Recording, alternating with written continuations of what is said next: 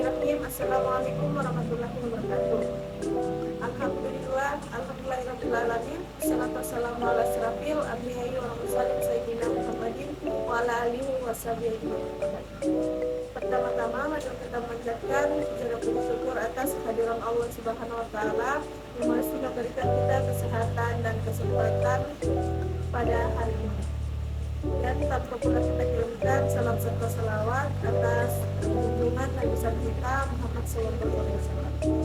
Sebelumnya perkenalkan kami dari kelompok 2. Saya Rizka Amalia selaku moderator yang akan memandu berjalannya presentasi ulang dari tugas final mata kuliah akhlak yang berjudul Akhlak terhadap Nabi Muhammad SAW. Adapun 3 pemateri kita pada kali ini. Saya Emrezan sebagai pemateri pertama.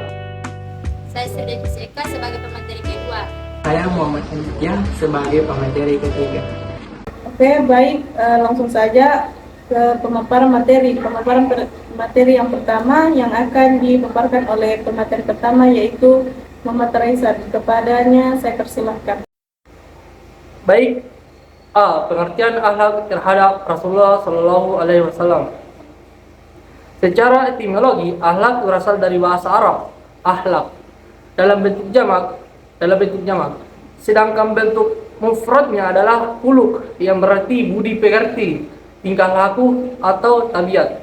Secara terminologi, yakni sifat yang tertanam dalam jiwa yang daripadanya timbul perbuatan-perbuatan dengan mudah dan gampang tanpa memerlukan pemikiran dan pertimbangan. Jadi pengertian akhlak seseorang muslim terhadap Rasul adalah tingkah laku atau perbuatan yang dilakukan oleh seorang muslim untuk meneladani sifat-sifat Rasul dan mengamalkannya dalam kehidupan sehari-hari agar selalu mengamalkan akhlak terpuji dalam kehidupannya. Selanjutnya yaitu B. Macam-macam perilaku akhlak terhadap Rasulullah Sallallahu Alaihi Wasallam. Nah, yang pertama, mencintai dan memuliakan Rasulullah Sallallahu Alaihi Wasallam. Setiap orang mengaku beriman kepada Allah Subhanahu wa taala tentulah harus beriman bahwa Muhammad sallallahu alaihi wasallam adalah nabi dan rasulullah yang terakhir, penutup sekalian nabi dan rasul. Tidak ada lagi nabi apalagi rasul sesudah beliau. Nah, Nabi Muhammad sallallahu alaihi wasallam telah berjuang selama lebih kurang 23 tahun membawa umat manusia keluar dari kegelapan menuju cahaya yang terang benderang. Beliaulah yang berjasa besar membebaskan umat manusia dari belenggu kemusyrikan, kekufuran dan kebodohan.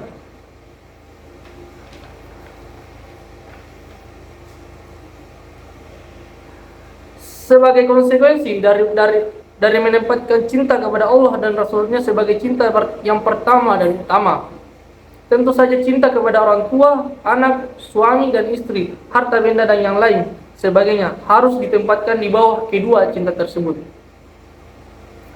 Dalam mencintai Rasulullah, marilah kita meneladani para sahabat radhiyallahu anhum. Diriwayatkan betapa cintanya Sauban kepada Nabi sehingga dia tidak dapat melihat wajah Nabi beberapa hari lamanya. Mukanya pucat, hatinya gundah gulana ketika bertemu dengan Nabi. Ia bertanya tentang perubahan keadaan yang demikian itu. Sauban menjawab, "Saya tidak sakit Rasulullah, hanya saja apabila saya terhalang melihat wajah Tuhan, saya tidak dapat menahan hati, dan saya takut benar di akhirat nanti tidak dapat memandang wajahmu. Tuhan berada di surga di tempat yang sangat tinggi. Saya tentu tidak dapat menyertai tuan-tuan yang mendengar kata Sauban ini." Nabi berkata, "Engkau beserta orang yang engkau cintai." Pada saat itu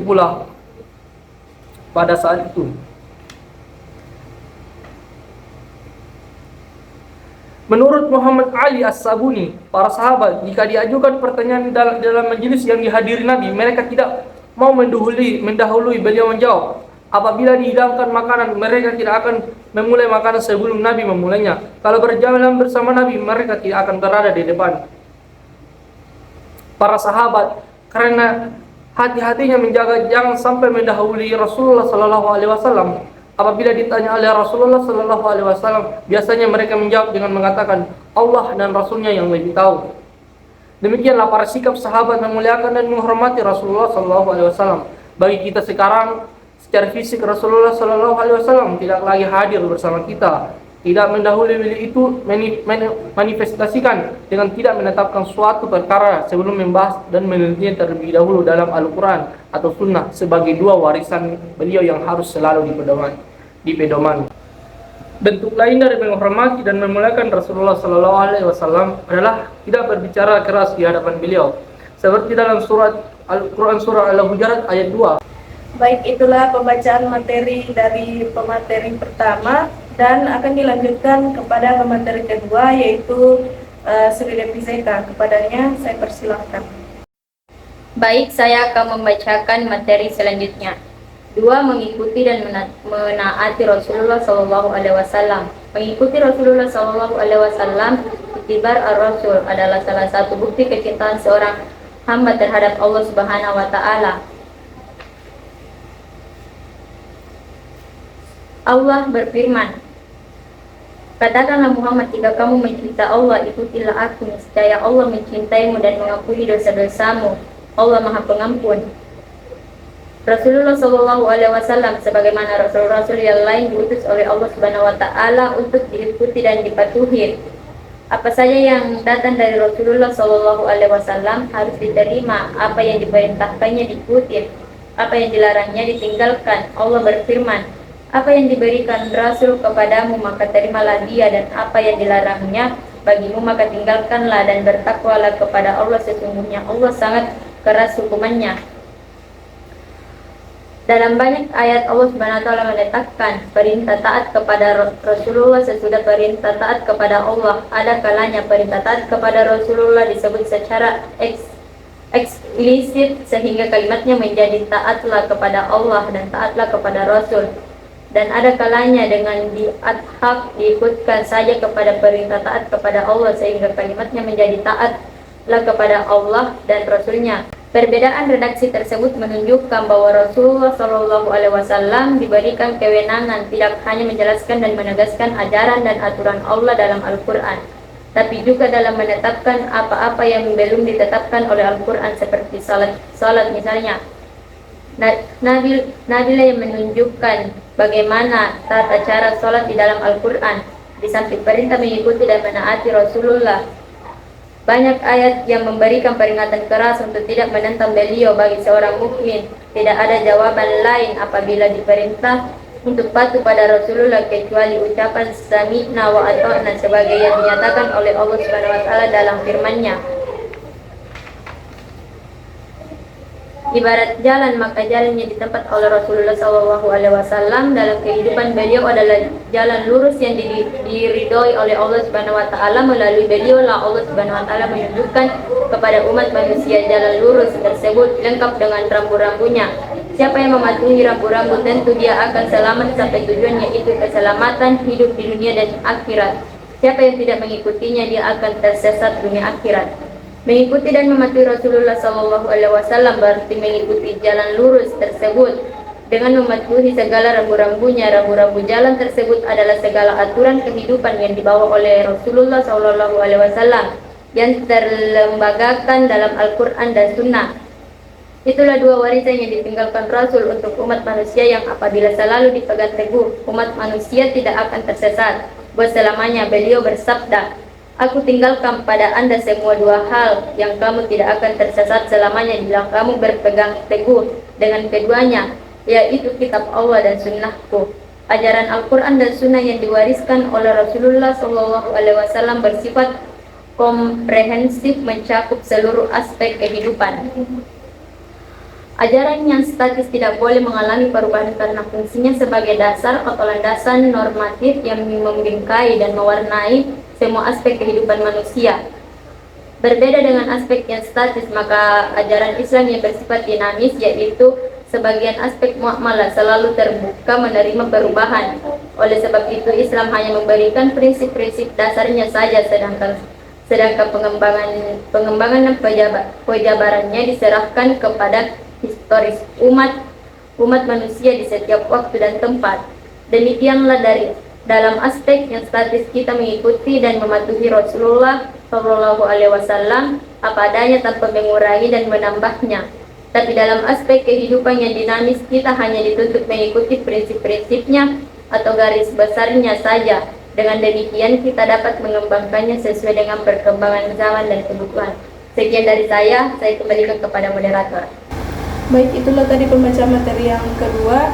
Selanjutnya pembacaan materi yang ketiga yang akan dibacakan oleh Muhammad Aditya. Kepadanya saya persilahkan.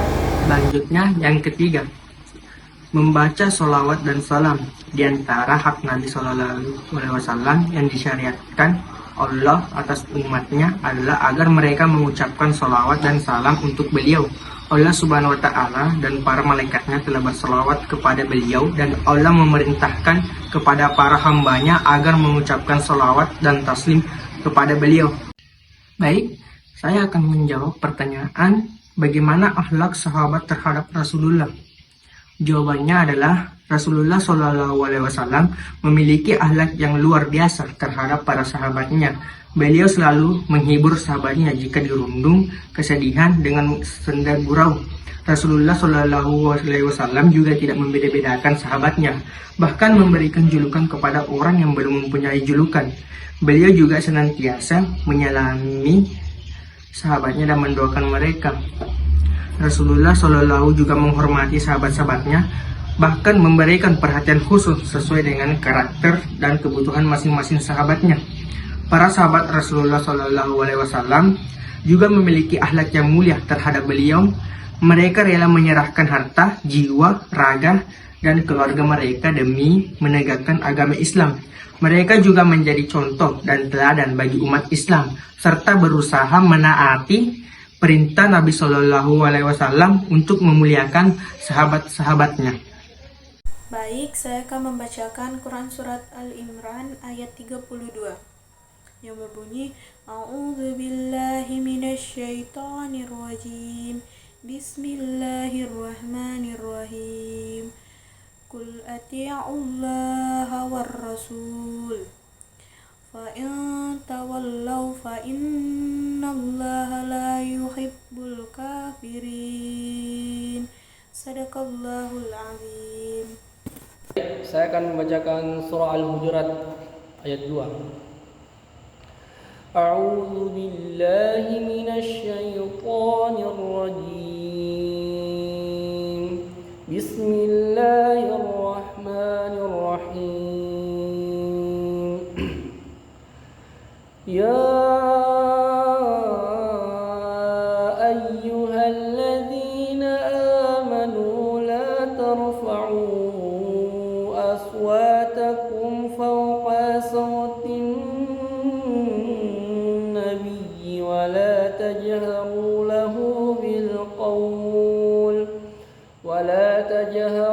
lahu bil qawli kajahri ba'dikum li ba'din an tahbata a'malukum wa antum la tash'urun. Yang artinya, wahai orang-orang yang beriman, janganlah kamu meninggikan suaramu melebihi suara Nabi, dan janganlah kamu berkata kepadanya dengan suara keras sebagaimana kerasnya suara sebagian kamu terhadap yang lain. Nanti pahala segala amalmu bisa terhapus sedangkan kamu tidak menyadari. Shadaqallahul azim. A'udzu billahi minasy syaithanir rajim.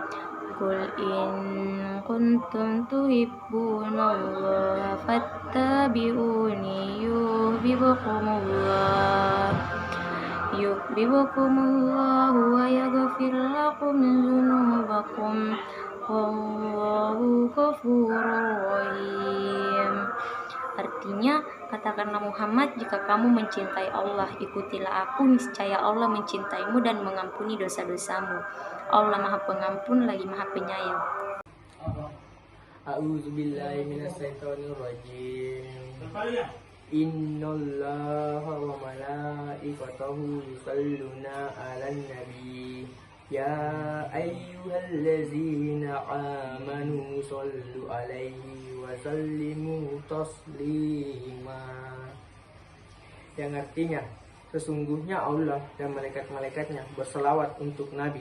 Hai orang-orang yang beriman, bersalawatlah kamu untuk Nabi dan ucapkanlah salam penghormatan kepadanya. Shadaqallahul azim. Itulah pemaparan materi dari kelompok kami. Selanjutnya kita ke sesi tanya jawab. Baik, saya akan menjawab dari pertanyaan di kelompok 3, yaitu teladan apa dari akhlak yang Anda terapkan dalam kehidupan sehari-hari? Ia tidak pernah menyombongkan diri kalau dirinya Nabi, utusan Allah. Sifat selalu rendah hati ini harus tercermin dalam kehidupan umat muslim sehari-hari, seperti tidak memandang rendah status seseorang dan tidak menyombongkan diri ketika berada di atas. Baik, saya akan menjawab pertanyaan dari kelompok pertama, yaitu pertanyaan dari Nur Rahmi. Pertanyaannya yaitu, apa saja yang dapat dilakukan untuk mencintai dan menaati Rasulullah SAW? Yang pertama, menjalankan sunnah-sunnah Nabi Muhammad SAW. Sebagai umat muslim, kita harus menaati Nabi Muhammad SAW dengan menjalankan sunnah-sunnah beliau dan mengikuti setiap ajarannya. Yang kedua, bersalawat kepadanya. Sebagai umat muslim, kita harus senantiasa bersalawat kepadanya sebagai bentuk penghormatan dan penghargaan terhadap beliau. Yang ketiga, belajar tentang kehidupan dan ajaran Nabi Muhammad SAW. Sebagai umat muslim, kita harus belajar tentang kehidupan dan ajaran Nabi Muhammad SAW agar dapat mengenal beliau dengan lebih baik. Yang kelima, menjaga nama baik Nabi Muhammad SAW. Sebagai umat muslim, kita harus menjaga nama baik Nabi Muhammad SAW dan tidak menyebarkan informasi yang tidak benar tentang beliau. Yang keenam, mengikuti jejak langkah Nabi Muhammad SAW. Sebagai umat muslim, kita harus mengikuti jejak langkah Nabi Muhammad SAW dalam berperilaku dan berakhlak. Yang terakhir, membaca sirah Nabi Muhammad SAW. Sebagai umat muslim, kita dapat membaca sirah Nabi Muhammad SAW untuk memperdalam pengetahuan tentang kehidupan Nabi. Baik, saya akan menjawab pertanyaan dari kelompok 4, yaitu Mufti Miftahullah. Bagaimana contoh perilaku akhlak terhadap Rasulullah SAW?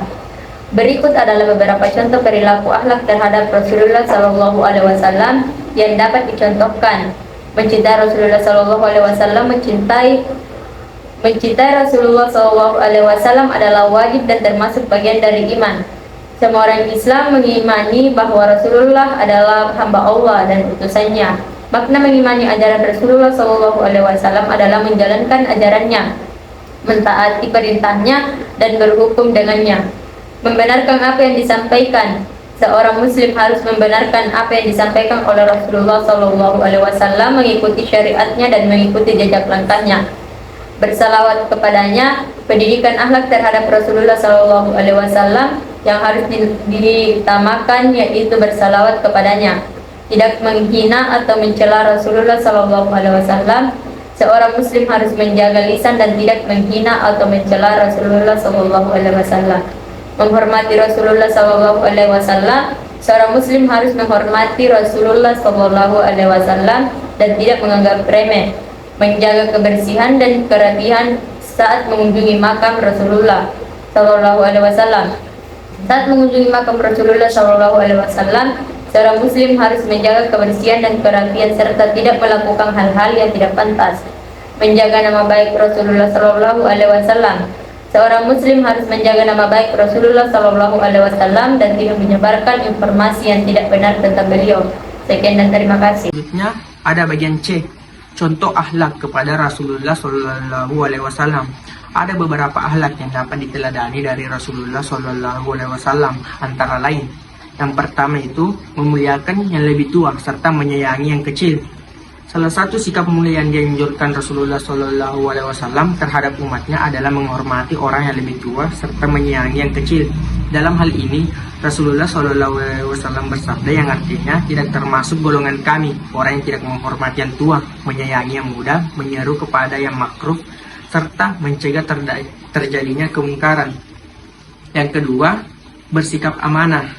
Sikap amanah ini dimiliki oleh Rasulullah dan dikenal di kalangan anggotanya. Kaum sebelum predikat tersebut disematkan oleh Allah Subhanahu wa Ta'ala di dada beliau. Rasulullah SAW seringkali berwasiat pada umatnya untuk memegang teguh sifat ini. Beliau bahkan menggolongkan orang-orang yang tidak dapat menjaga amanah yang dipikulkan kepadanya sebagai orang yang munafik. Dan yang ketiga, ada keadilan.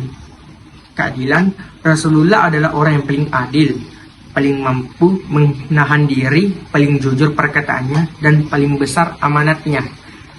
Dan yang keempat, ketawaduan atau bersikap rendah hati. Kesombongan adalah merupakan salah satu sifat yang paling dibenci oleh Islam. Sebaliknya, sikap rendah hati adalah salah satu yang paling disukai. Rasulullah adalah orang yang suka merendah diri, tidak gila hormat, dan juga tidak gila jabatan. Dalam sebuah hadis qudsi, Rasulullah bersabda, Allah Azza wa Jalla berfirman, kesombongan adalah selendangku, dan keangkuhan merupakan pakaianku. Oleh karena itu, siapa yang merenggut salah satunya dari sisiku, maka akan kulemparkan ke dalam neraka. Dan yang kelima, berakhlak baik atau terpuji. Sifat terpuji merupakan kepribadian seseorang muslim. Rasulullah SAW menasihatkan kita untuk menghiasi diri dengan akhlak yang mulia dalam pergaulan dengan siapapun. Rasulullah SAW bersabda, Allah Subhanahu wa Ta'ala berfirman, Allah menyayangi orang yang bersikap lapang dada atau toleran, baik ketika menjual, membeli, atau menagih sesuatu kepada orang lain. Dan yang terakhir, keenam, memelihara silaturahmi atau persaudaraan. Rasulullah Shallallahu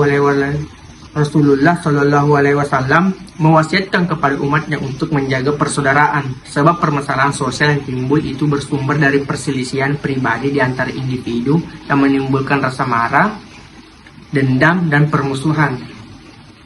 Sesuai dengan sabda beliau yang artinya muslim, yang lain adalah saudara bagi masing-masing kalian. Oleh karena itu, berbuat baiklah untuk mereka, damaikanlah apabila ada mereka, dan minta tolonglah terhadap mereka dalam hal-hal yang tidak dapat kalian hadapi, serta bantulah mereka dalam menghadapi hal-hal yang tidak mampu mereka atasi.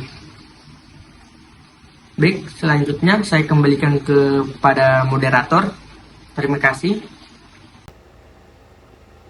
Baik, saya akan menjawab pertanyaan dari kelompok 5. Pertanyaan dari Robiatul Adawiyah. Bagaimana cara kita berakhlak terhadap Rasulullah Sallallahu Alaihi Wasallam?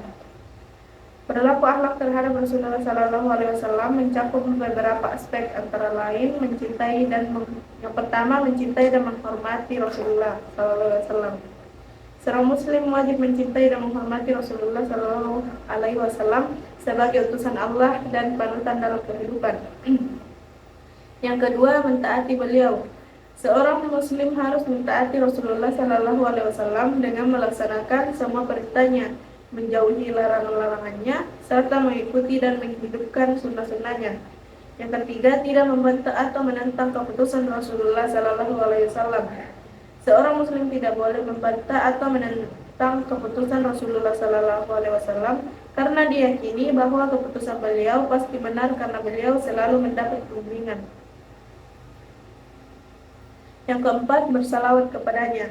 Seorang Muslim wajib bersalawat kepada Rasulullah Sallallahu Alaihi Wasallam sebagai bentuk penghormatan dan cinta kepada beliau. Yang kelima, menghidupkan sunnah Rasulullah Sallallahu Alaihi Wasallam. Umat Islam harus berusaha menghidupkan sunnah Rasulullah Sallallahu Alaihi Wasallam dalam kehidupan sehari-hari sebagai bentuk penghormatan dan penghargaan terhadap beliau. Semua perilaku akhlak tersebut merupakan bagian penting dari iman dan penghormatan terhadap Rasulullah Sallallahu Alaihi Wasallam dalam kehidupan seorang Muslim. Sekian presentasi dari kelompok kami. Saya akhiri dengan ucapan billahi fisabilil haq fastabiqul khairat. Wassalamualaikum warahmatullahi wabarakatuh.